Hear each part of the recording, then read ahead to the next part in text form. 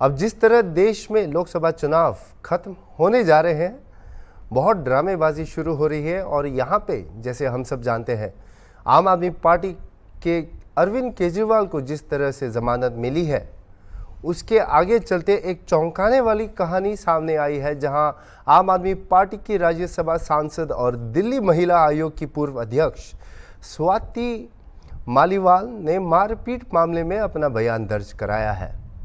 Delhi police ने आखिरकार स्वाति मालीवाल के बयान के बाद अरविंद केजरीवाल के सहयोगी विभव कुमार के खिलाफ एफआईआर दर्ज की है, जहां उन्होंने आरोप लगाया था कि जब वह दिल्ली में थी तो कुमार ने उन्हें थप्पड़ मारा, लात मारी, छड़ी से पीटा और पेट में मारा। सोमवार को सीएम आवास में इस मामले को लेकर आप और बीजेपी के बीच शुरू हो गई है और हमने उसी दिन सुओ मोटो लिया जैसे ही मैंने ये सोशल मीडिया पे पढ़ा और पुलिस को एक चिट्ठी लिखी। मैं क्लोजली वॉच कर रही थी, ट्वीट्स पे भी मैं स्वाति जी को कह रही थी कि आप बाहर आएं और कंप्लेंट करें।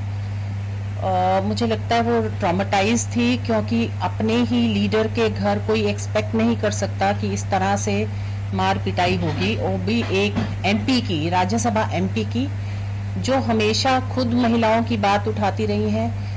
हमारे चाहे कितने भी डिफरेंसेस रहे हों, लेकिन हम हमेशा एक दूसरे के साथ खड़े रहे और मैं हमेशा उसके साथ खड़ी हूँ। इसीलिए मैंने ट्वीट पे कहा कि I am with you, you come out and complain. काफ़ी मुझे लगता है सोचने के बाद, या जब उनको लगा होगा कि वो बात कर सकती हैं, तो कल पुलिस से भी कंप्लेंट की और एफआईआर रजिस्टर हो गई है। आज मुझे पता चला है, कल कमिश्नर से ही पता चल गया था कि एफआईआर कर रहे हैं, क्योंकि कंप्लेंट आ गई है। हमारे पास एटीआर भी, एक्शन टेकन रिपोर्ट आ गई है, जिसमें उन्होंने कहा है कि हम लोग एफआईआर कर रहे हैं और चार्जेस भी उन्होंने मेंशन किए हैं। इसमें FIR number 277/2024 US 308 341 354B 306 309 IPC, ये सारे चार्जेस के अंतर्गत ये एफआईआर दर्ज हुई है और आज मेरे ख्याल वो मेडिकल के लिए भी लेके गए हैं। मैं बात करने की कोशिश में करूंगी, थोड़ा ठीक हो जाएं तो I will personally meet Swati and ask about her welfare. I hope she is fine, better now, but I think it will take her time to come out of that trauma. और मैं समझ सकती हूँ बहुत बड़ा ट्रॉमा से गुजरी है, फिजिकल एंड मेंटल बहुत ज़्यादा ट्रॉमा रहा है। आइए इस मामले पर और जानते हैं हमारे यूपी के स्टेट हेड मिस्टर शिव कृपाल मिश्रा जी से। हेलो जी जी, हेलो। हाँ हाँ, आवाज आ रही है? यस यस, सुनाई दे रहा है।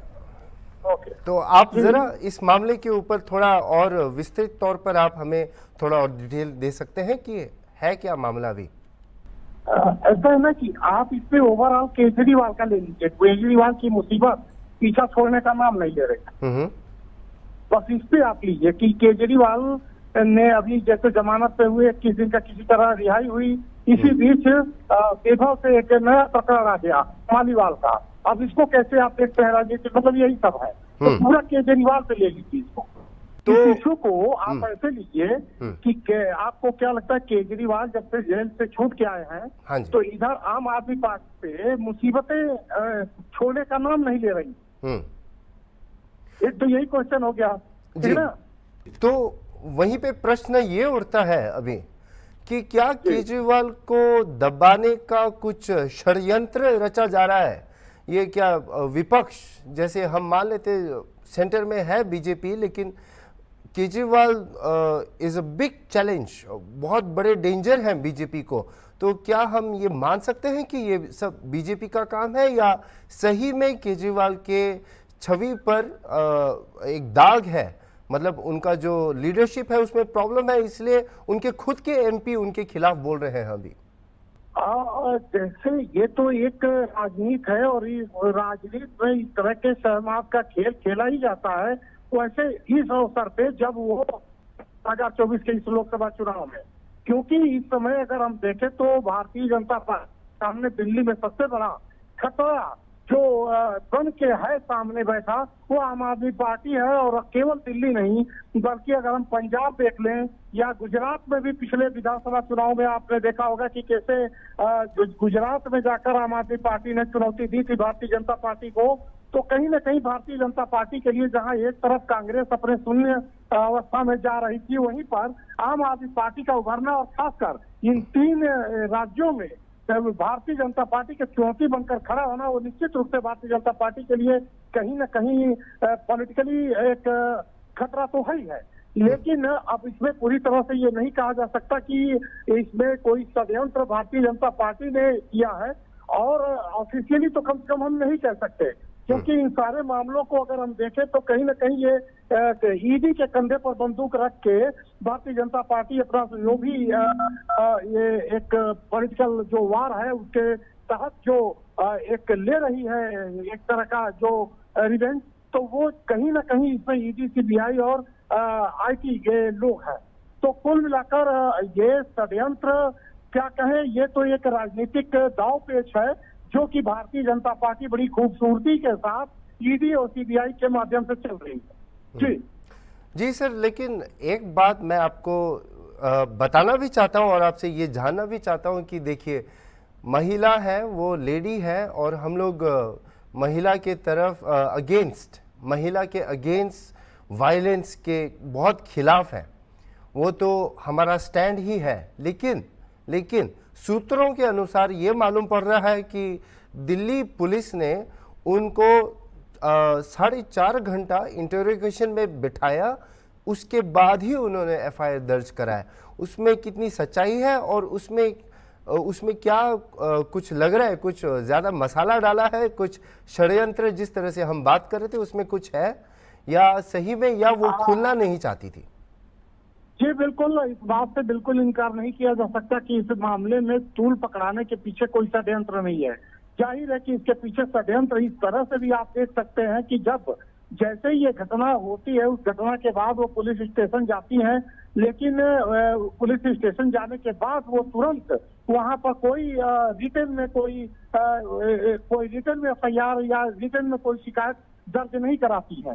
इसके बाद वो कहती है हम बाद में रिटर्न में देंगे। लेकिन ये 2 दिन बाद जब पुलिस उसको स्वयं संज्ञान में लेती है, जाहिर है कि पुलिस के ऊपर भी कहीं ना कहीं से दबाव पड़ा होगा कि इस मामले को तूल देना जरूरी है, वो भी इस समय।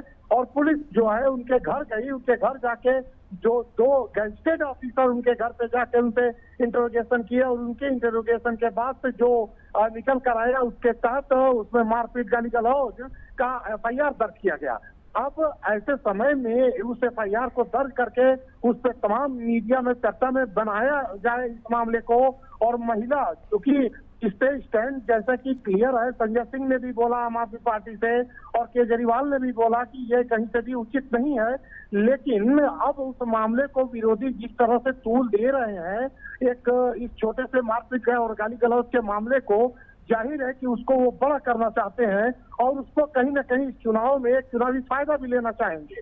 तो अब इस मामले को जो मालीवाल का ये मामला उठा है, या इस चुनाव में जब तक दिल्ली से में पूरा चुनाव खत्म नहीं हो जाता है, मुझे नहीं लगता है कि इस मामले को दबाए रखेंगे। जाहिर है इस मामले पर और तूल पकड़ाया जाएगा और ये दिखाने की कोशिश की जाएगी कि जो आम आदमी पार्टी का चाल चेहरा और चरित्र है आखिर वो कैसा है।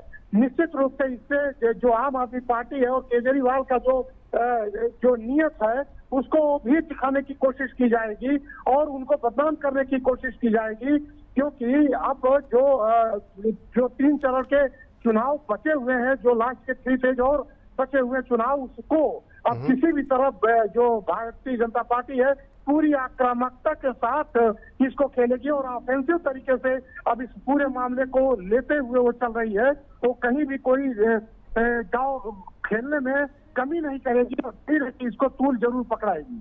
और इस मामले में अगर महिलाओं के स्टैंड को देखें तो चाहे वो केजरीवाल की पार्टी हो या कांग्रेस की पार्टी हो, कांग्रेस हो या फिर कोई और पार्टी हो, कोई ऐसी पार्टी नहीं होगी जो ये कहे कि वो महिलाओं के साथ नहीं है। लेकिन जो मामला अभी ये आया है और जो तूल पकड़ा है, इसके पीछे कहीं ना कहीं कोई और भी बड़ी तमाम वजह है, और वो चाहे आम आदमी पार्टी हो या फिर भारतीय जनता पार्टी हो। क्योंकि कोई कहीं भी अगर एक सांसद के साथ और पूर्व महिला अध्यक्ष के साथ अगर इस तरह की घटना उनके मुख्यमंत्री के परिसर में होती है तो ये अपने आप में थोड़ी शर्मनाक तो जरूर है, लेकिन इस बात से भी इनकार नहीं किया जा सकता कि इसके पीछे कोई और भी बड़ा कारण हो सकता है। जी बहुत धन्यवाद हमसे जुड़ने के लिए और हमें डिटेल्स देने के लिए। आखिरकार क्या करें, देश में अभी चुनाव चल रहे हैं, सब एक दूसरे पर कीचड़ फेंकेंगे, लेकिन अंत में यही है कि पुलिस अपनी जांच कर रही है और वहां से पुलिस या हाई कोर्ट जो फैसला सुनाएगी उसी पर हम टिके रहेंगे।